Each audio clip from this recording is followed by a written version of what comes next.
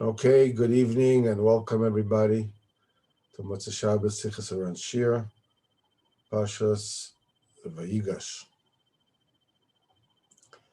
immense parsha where there's the meaning of Yaakov and of Yehuda and Yosef, and the meaning of Yosef and Yaakov, of course. And Nelson writes that the underlying principle of that Yehuda, Vayigash Yehuda, that Yehuda is coming close is coming to Yosef. He says that's Yehuda is representing the Jewish person, the Yehudi, who is coming to Yosef, is coming to the tzaddik, and he is begging him for forgiveness and for guidance. And he says, Ki kamocha keparei. He says there's one kaf of kamocha, and there's one kaf is keparei. Is you are like para. It's like two likes. It also says when there are two kafs like that, kamocha keparei, it means that they're exactly identical, meaning that a person needs to go in this world. He finds himself walking in the dark, walking in a fog, and every single straying that we do away from the path that we need to take gets us more and more lost, and we need to come to the tzaddik, and we need to beg him, for forgiveness of the Pagam Emunas Chachamim, that we didn't believe in him and we didn't listen to him, and we asking him to get us close to HaKadosh Baruch Hu, to bring us close to HaKadosh Baruch Hu. Why? Because Para represents the Yetzer Hara. Mitzrayim is akin to Amalek. The Saraf Mitzrayim is the Saraf Amalek. It's the same minister of Sdom. And it says these Para is the one, is Otosa Oiref. It's the same letters as the back of the neck that Al Pi Kabbalah stops the flow of the intelligence of the moichin into the body. As we learn in Sipurei Maisius that the main kavana of the tzaddik, the main tachlis of the whole thing, is to teach us that, is not just to teach us, but to drill it in, to make sure that it actually comes into the body, the notion of Hashem or Elokim. Hashem, which is the theoretical knowledge that the Kodesh Baruch Hu is everything, and there's no other tachlis in this world except to serve Kodesh Baruch Hu, and to bring it down to the body, to the guf, to the midos. Hashem or Elokim, that Hashem represents the moichin, the intelligence, the Elokim represents the body. And in between the head, which is the moichin, and the body, there's the neck. In the back of the neck, there's paroi, who is blocking. This is all the averos that we did, all the machshavas roas that we thought, all the things that are standing in our way, that are preventing us from choosing the right choice and picking the right path. So what we need the tzaddik to give us advice, and the advice has to be exactly as efficient, commensurate with the confusion that's created by para. Ki kamocha kepara, because you can give a tikkun for every confusion, for every obstacle, for every false idea, false thought, whatever it is that is created by para. You can give a countering advice that is equal to the disturbance of Pari. Ki kamocha ke Pari. This is what Rav Nosson says about this expression. So it's okay, you can cough, it's no problem. So let's share the screen of this week's Sichos Haran and take a quick look here. And hold on just 1 second. Let me see. Okay. So we are learning tonight in Mitzvah Hashem Sicha Nun Beis. Rabbeinu starts as follows. Mikol advarim, from all the things, tzarek kvod Hashem Yisbarach. Every single thing that exists in the world screams and shouts the kavod of Hashem. Ki v'lo kol ha'aretz kvodo. Because the kavod of kavod of HaKadosh Baruch Hu fills the earth. When you take a look, at your hands, like, oh, that's a hand, right? The fingers, there's skin, there's flesh. This is being created now by HaKadosh Baruch Hu.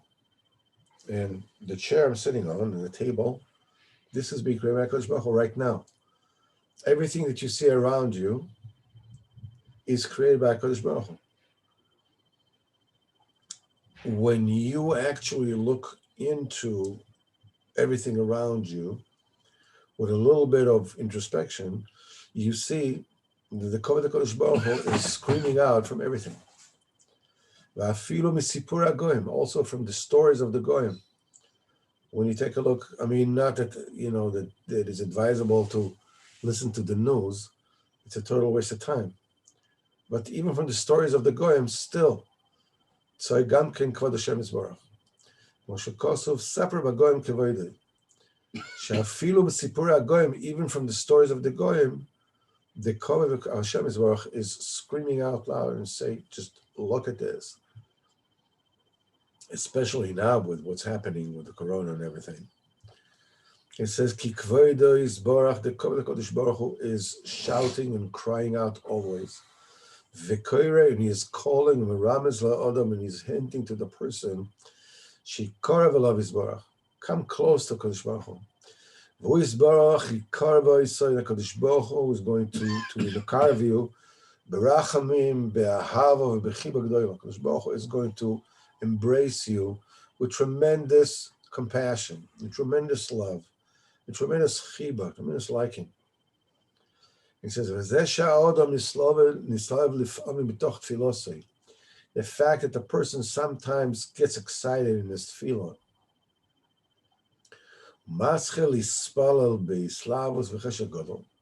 and he starts to pray with great ambition, with great arousal, with great earning and urge.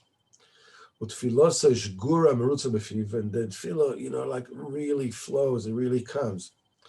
That's the light for Kadosh Baruch Hu himself,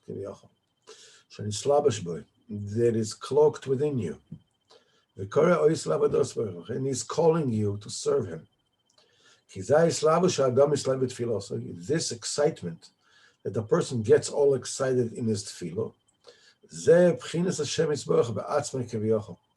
this is Keviyachol Kadosh Baruch Hu himself. He is your glory. He is the glory that you're glorifying, and he is your deity. He's your God. Shehu Yisbarach be'atzmai. Kadosh Baruch Hu himself, hu atehila v'atfilo. Kadosh Baruch Hu is the prayer that you're calling out. V'lif'omim ha'adam mitzpal lefnei Hashem Yisbarach keviyachol, v'gam she'Hashem Yisbarach mistalek mizrachei chas v'shalom. You're calling up to Kadosh Baruch Hu, and Kadosh Baruch Hu is keviyachol goes away, and he gets far away. And mina odom, that is getting far away from the person, from you. What needs to be done with tzarech gam kem nispal. You also need to daven. And what do you need to? How you need to daven there? You have to fling your tefillos at the Kadosh Baruch Hu after him. fling onto Hashem your weight, your needs.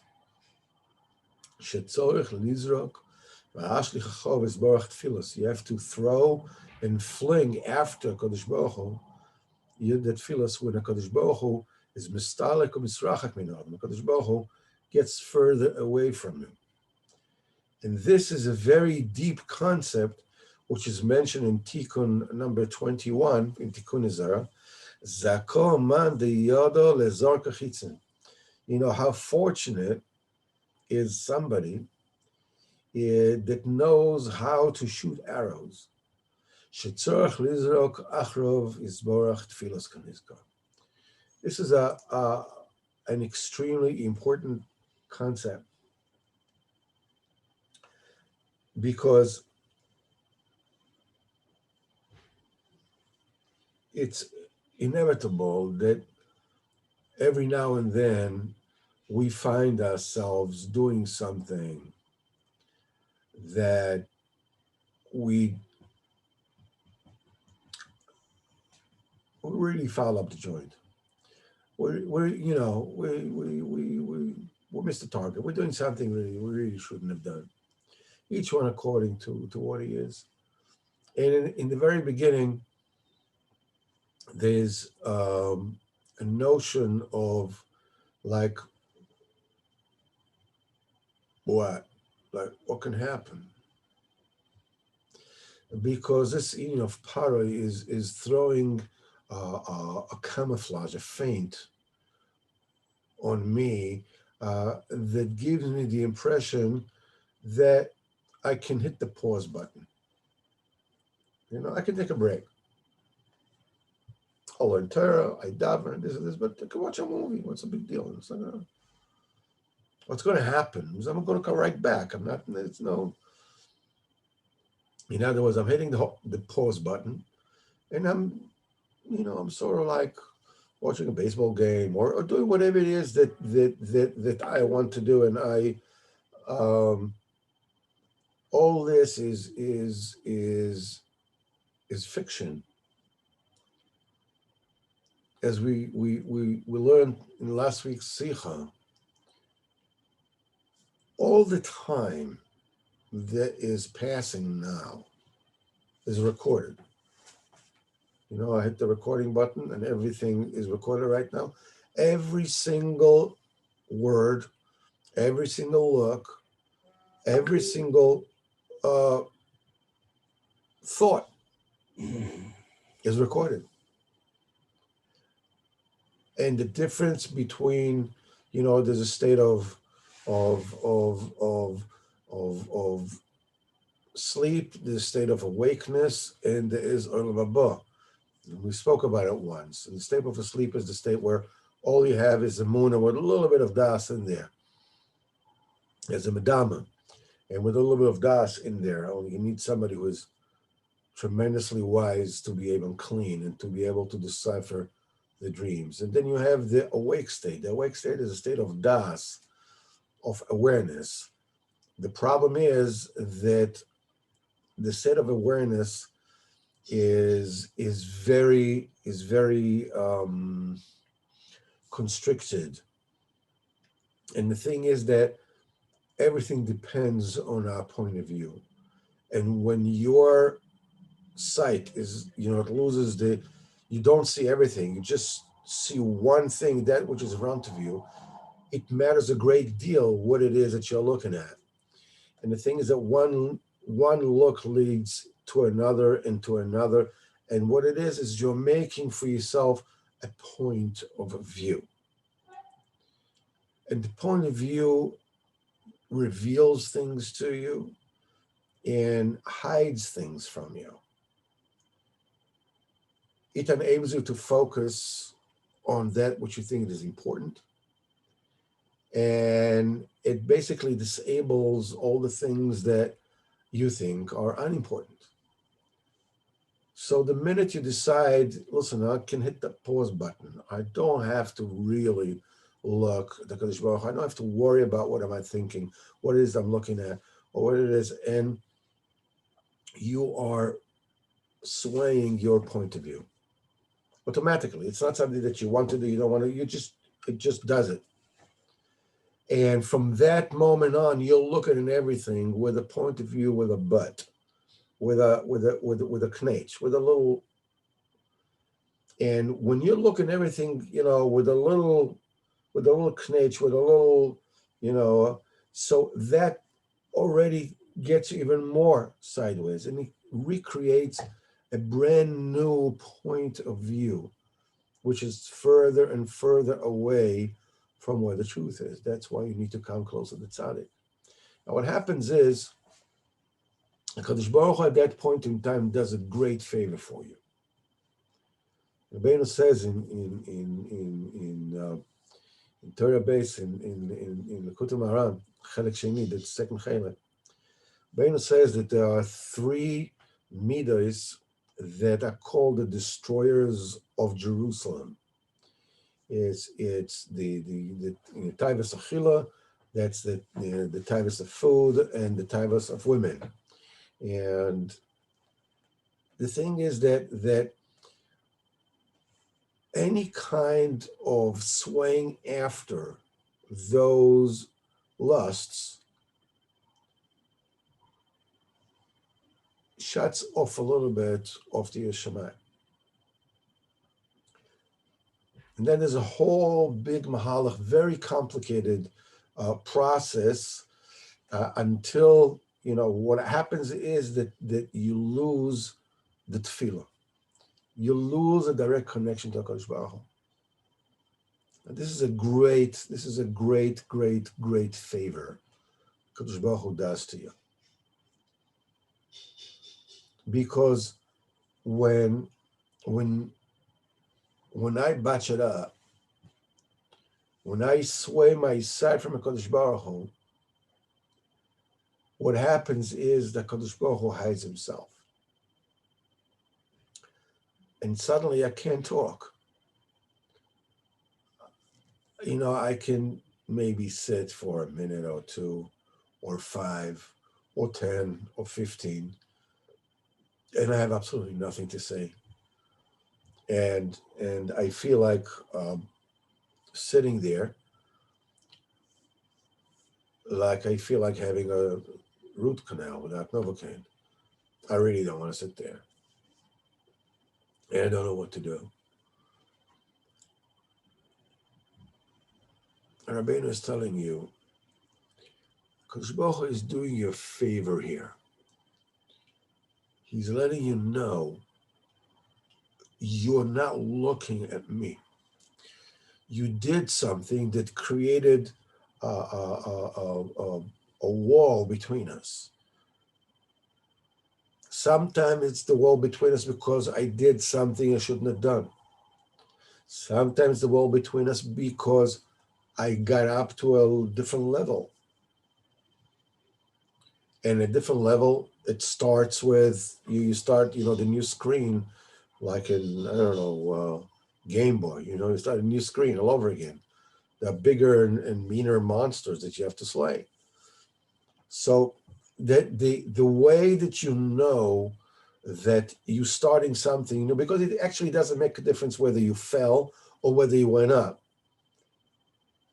In either way, you have to sort of like, oh, what's going on? I have to restart. I have to start again. I have to refocus. Yeah, but I don't feel like doing anything. I don't feel like talking to HaKadosh Baruch Hu. I don't feel like learning. So what do? I don't have any other tools to get to where I need to get and to do what I need to do, except to call out to HaKadosh Baruch Hu. And if I can't do that, I'm lost. That's what Rabbeinu is saying in this week's Sicha. What you do is you do a hook shot, You throw the tefillah to HaKadosh Baruch Hu. And so, Ribono Shel Olam, I need to daven. I need to talk to you. I really need to talk to you.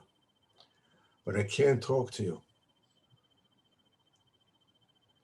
I'm asking you to please forgive me for what it is that I did or whatever it is that I need to do. I don't know, but I can't. I can't talk to you. and do me a favor, help me with this and help me with that. It's a great secret that you can take incremental steps in avodas Hashem by asking Kodesh Baruch Hu for every step of the way. You can lie in your bed in the morning and you don't feel like getting up. Sometimes in our lives, we can pass times where getting up in the morning feels like somebody who has been extradited. Is sitting on a plane, the plane is landing down, and he knows that at the gate, the only thing he has to look forward to is the police, with handcuffs. So this is how waking up, the prospect of waking up is, what am I going to, what's it to wake up for? Kind of thing. And you wake up in the morning and say, oh man, can it be tomorrow maybe? Just leave me alone. And you don't feel like getting up. All you need to do is ask Ribono Shel Olam, help me to wake up and get up.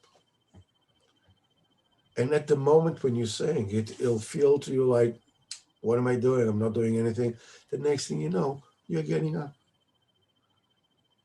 I don't feel like davening. Ribono Shel Olam, help me out. Every single step you can get to with a half a step. And the half a step you can get to by asking Kodesh Baruch Hu for it. You should know that the secret of fighting procrastination is preparing all the ammunition that you need in order to do the step. People don't realize that the reason that one of the reasons for procrastination is because you're jumping many, many steps. You have to make 5 phone calls. You have to take care of this and take care of this and take care of this. So at a certain point in time, you just, make a decision. You're saying, okay, I'll do it tomorrow. Oh, you already feel better because you did something about it. You procrastinated. Usually this can be circumvented. If you take a look at why didn't I make these phone calls? Because I want immediately to pick up the phone and make these calls, but I'm not ready for it. There are many, many steps in between. So the easier way to overcome this procrastination is, if you have all the, make a list. All the things that I need to do, all the people I need to call, make it ready in advance. Maybe write down everything that I need to say to this person, to that person, whatever it is. From that moment on, things become a lot easier because you're just following a list. Before, what you tried to do, you tried to jump and swallow the whole thing. You didn't have the whole thing. It looks like huge. When you broke it down to smaller assignments, it became easier. The same thing, of course, applies to avodas Hashem. Incremental. And every single step is achievable by asking Kodesh Baruch Hu for help. Now, but what happens if my eyes are shut and I can't feel like Kodesh Baruch Hu? And even more than that, I believe Kodesh Baruch Hu is upset with me and he's shutting me out. It can happen. It happens. It's not new. I'm being shut. I feel like I'm being shut out. Who says you're being shut out? Rabbeinu says, Kodesh Baruch Hu is calling you with chiba, with liebschaft, with sweetness, with compassion. When the Kodesh Baruch Hu doesn't know that you're in this world. Kodesh Baruch Hu doesn't know that you are fighting, tendencies and proclivities that he is the one who gave them to you. Yeah, but I feel so guilty. I feel like, and without getting into the psychology of it all, am I feeling guilty because I did something wrong? Or am I doing something in order to feel guilty? It already becomes, a whole mishmash. The thing is, come to Kodesh Baruch Hu. So listen, I'm sorry. I really am sorry. I really am sorry. I'm really sorry. I'm really sorry. I shouldn't have done that, or maybe I don't know. I don't know. But do me a favor, just forgive me and help me talk to you. You can very easily come to a point where you feel so alone and so miserable that you can feel like you don't want to go and live in. What am I living for? Rabbeinu says in the Hashmadas for the Torah Likutei Moharan at the very end, he says when a person has Yisurim, when a person suffers, he becomes unsavory, he tastes horrible to himself. When I taste bad to myself, sometimes, people feel like, this is a dimion. This is an imagination. But it said, okay, fine, it's imagination, but it doesn't make it go away, the fact that I know it's fiction. Besides, who says it's fiction? I really did whatever it is I did. Let's not get into all kinds of calculations. That's the worst thing you've ever done. Do you think that nobody in the world has ever done anything worse than that? Forget about that.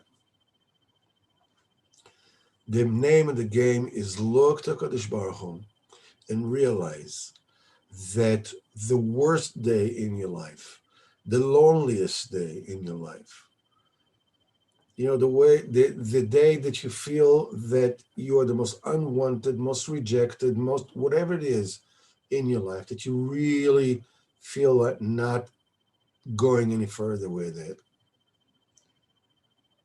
is solvable with a single hisbodedus. Sit and talk to Kadosh Baruch Hu. Yeah, but what do you mean, Kadosh Baruch Hu? I mean, I have no words to say. My heart is closed. I can't say anything. That's okay. That's okay. Sit there. Say thank you. Say, I can't talk. Suddenly you notice that you're saying one word here. Yeah, I'm saying one word, 10 minutes of silence, 10 minutes of thinking about what the Yankees are doing this off-season, and then I have another word, and then this, and then, so you take a half an hour or whatever it is, and I made as well as exactly maybe 2 seconds. Incredible. Incredible. What do you mean incredible? The reason why I don't feel it's incredible because I am bored. But you don't realize that you're dealing with the Kadosh Baruch Hu here. When we're saying Baruch She'amar every single day, we're saying Baruch Omer ve'oiseh, Gezer Mekayim, who says and does, decrees and makes it come true on the spot. Like we said it a few times before, in when you're speaking to somebody who is very simple-minded, you have to explain something to him 100 times and he still gets it wrong afterwards. But when you're dealing with the assistants to, let's say, of, Apple computer or the assistant of, what's his name, Elon Musk, whatever, his assistant, okay? If he says a word to the assistant, how long do you think it takes for the assistant to this guy to get it done?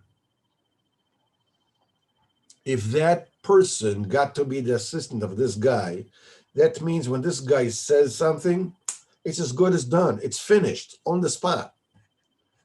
Otherwise, that person wouldn't be there. He wouldn't be assistant to the chairman or whatever it is. Kal v'chomer ben b'no shel kal v'chomer. When you say a single word to Kodesh Baruch Hu, it's done. You don't have to explain things to Kodesh Baruch Hu 100 times over. You have to beg him 100 times over that. That's yes. You have to explain it to him. If you manage to say a single word in half an hour or in an hour, it's a gewalt. Do you understand that a single word from a CEO, whatever it is, can mean, a shift of billions of dollars, whatever it is? Okay. By Kodesh Baruch Hu is much more so, of course. That means throw a tefillah to Kodesh Baruch Hu. The only one who will feel that as if he didn't do anything is you. As if you have accomplished anything is you. It didn't take away your guilt feelings. That's okay.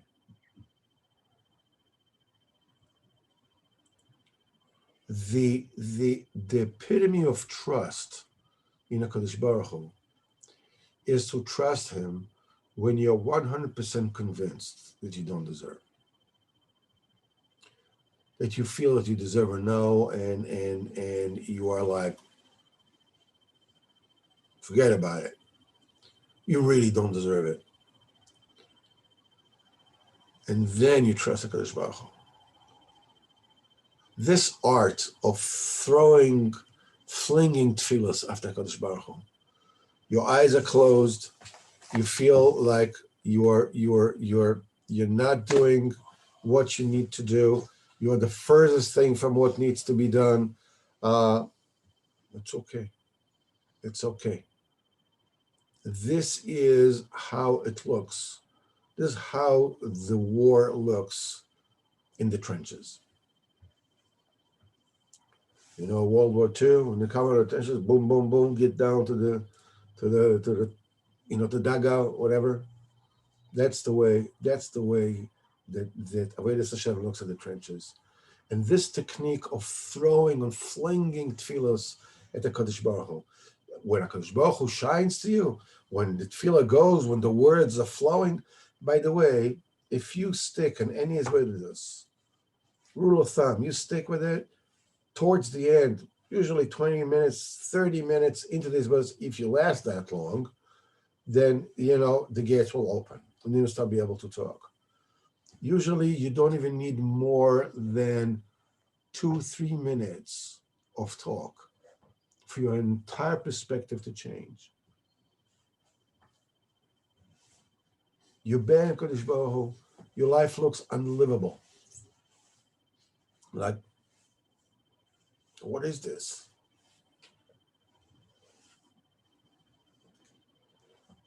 You feel so, it's okay. This is exactly the way it's supposed to be, when it's supposed to be. It's okay, don't worry about it. In fact, this is the badge of honor that means that you are actually an Oved Hashem. Anybody who doesn't serve HaKadosh Baruch Hu, is not into avodas Hashem, does not meet these points. Because he never actually meets HaKadosh Baruch Hu. Just 1 second, let me just close the door here, hold on.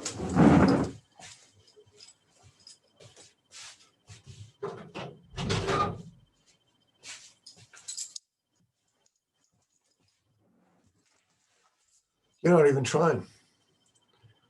You're not even trying to serve Hashem. It's just like, all right, I have a certain chavrusa, I learn, whatever it is, and it says, I hear a pshat, and it says, wow, that's a nice idea.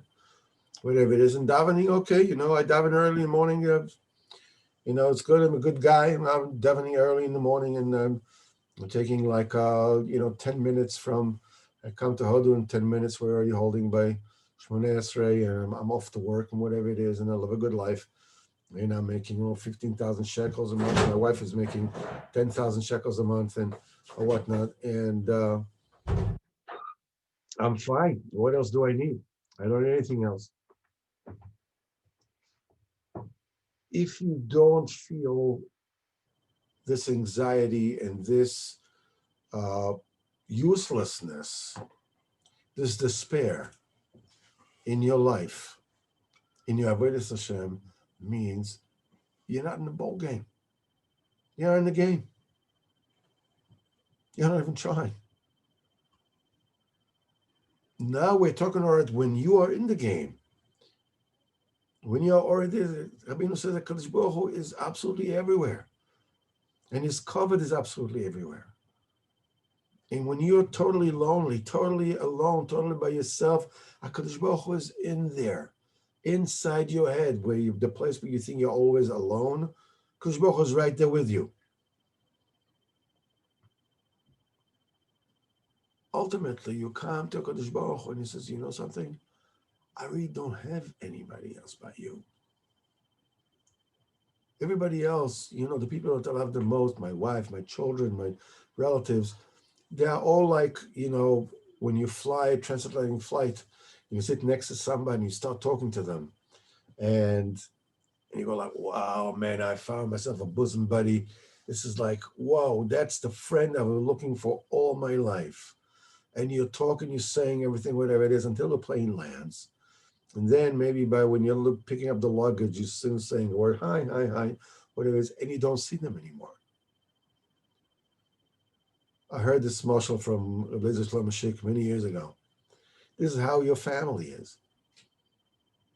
You know, everybody is close to you, you know, up to a certain point. You know, being alone, physically alone, is very difficult. You need people with you. Lo tovios odom levadi.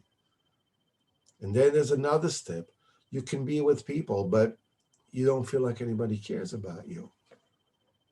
That's usually what happens to children around between the age of 5 and 7, when they realize that, you know, they're not good enough as they are. And so, okay, so you're not alone, but nobody cares. And you can have the another step up when you surround with people who care about you. But there's the next level of loneliness where, yeah, but nobody understands me. Yeah, people are around me. Yeah, people care about me. But nobody knows what I'm going through. Nobody knows what I'm going through. In fact, nobody really knows me. My wife doesn't know me. My children don't know me. They know a version of me that I don't know, because they know me from the outside. But they don't see things from my eyes. They don't recognize when I'm getting cold sweat, you know, from an unreasonable fear because of something that happened to me when I was, I don't know, 2, 3, 5, whatever. They don't realize that. They just, you know, he's functioning or he's not functioning. He's doing it or he's not doing it. The only thing to do is get frustrated. How many times do I have to tell you to do it, to do it, to do it? And I can't explain because they don't understand me. Kodesh Baruch Hu is there. He's with you. He cares about you. And he understands you. And he's with you in the place where, if you feel lonely, is because you're not talking to Kodesh Baruch Hu. In that place. Yeah, but I come to talk to him and it doesn't come out. I feel like he put a wall between us. Well, it's not like Kodesh Baruch Hu put the wall between you. But even if he did, it's because he wants to show you exactly where you are, what you need to do. You remember, anybody remember Kareem Abdul-Jabbar? Remember the guy? You know, with the hook shot? Right. You fling the tefillos onto Kodesh Baruch Hu, over the wall, over the blind that is covering you. Just throw it at a Kodesh Baruch Hu. It's not a second best. If you know anything about basketball, the hook shot is unstoppable. It says, Sabr b'goyim kevoidei. From the goyim you can learn the Kodesh Baruch Hu. The hook shot is unstoppable. The tefillah that you throw onto a Kodesh Baruch Hu when you don't see anything, when you're totally in the dark, when you totally feel like you don't deserve anything, fakir, you deserve Hashem Yirachem. We're not even getting into the issue whether you actually are right or wrong. It doesn't matter. You fling a hook shot. This is how you, and the Tikkun Zohar says, Zakor, you know, like that fortunate is somebody who can shoot arrows like that. You know, there's a Sikh in Likutei Moharan, Rabbeinu says, people think that all the Sfarim are the same. And it says, the Zohar, obviously, you know, the Zohar Kodesh, you know, Bechibur Dad, your Sefer HaZohar, and that's the Sefer HaZohar. If Kol Yisrael Megalus, Am Yisrael is going to come out of the Golus, Berachamim. Rabbeinu says that there's a huge difference between the Zohar and Tikkun Zohar. That the level of Kedusha of Tikkun Zohar is way, way beyond the Zohar. The Zohar itself is Rabbi Shimon Bar Yochai only had the rishus to reveal it, but he didn't write it. It's not his chidushim. This is what he got from his rabbis. Tikkun Zohar is Rabbi Shimon Bar Yochai's own chidushim, and it is way beyond Zohar Kodesh. And Tikkun Zohar, which has all the chachos in the world, is telling you, fortunate is someone who can shoot arrows, who can fling a tefillah with a blind shot. You know what it means if flinging a tefillah is a blind shot? You're standing at the end of the basketball court, and you're with your face to the other basket, and you're flinging the shot backwards. It goes all the way and goes into the basket. That's a pretty good shot. Flinging a shot, flinging a tefillah. This is such an important lesson, such an important skill, because we judge things according to how they feel. It feels good, it doesn't feel good, I feel one with it, I don't feel one with it. I'm like, what is this? What's the answer?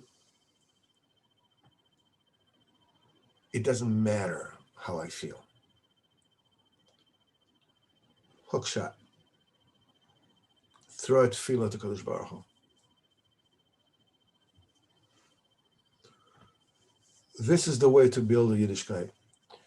When relationships are not going right, when between you and your children there are problems, hook a tefillah to Kadosh Baruch Hu and keep on doing it. And the fact that Kadosh Baruch Hu did not seem to answer yet does not mean that he doesn't answer you. Every single word is heard. Every tefillah is heard.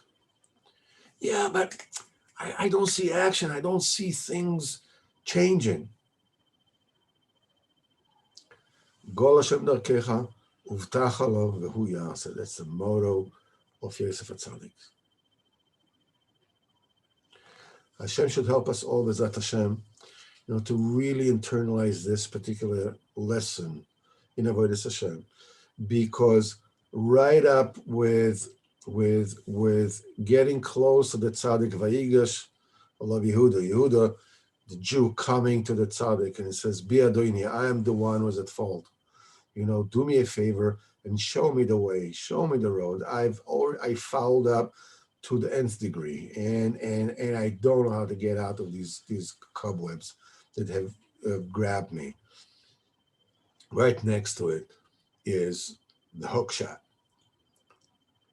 Fling your tefillos onto Kadosh Baruch Hu. Because when the tefillah goes well, Baruch Hashem, everything goes well. What's the problem? Everybody knows what to do when, in a flat highway. Everything is cool.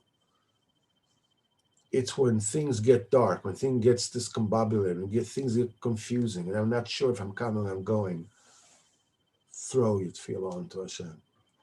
Hashlech al Hashem yavcha. And what happens? He is going to sustain you. In fact, this particular pasuk is like the one pasuk that says that you don't need to do anything. Ashlech Hashem yavcha, throw your weight onto Hashem, throw your need onto Hashem, and He will take care of it. The only thing you need is to believe. Fling it out and wait. Fling a tefillah and wait. You'll be amazed how consistently and how quickly it works. Your feelings are not facts. So B'ezrat Hashem, we'll all meet Monday night when we're going to learn Sipurei Maisis, continue this incredible Maisa of the cripple. And I want to thank you all for coming tonight and being with us. And B'ezrat Hashem, we're going to have a great week.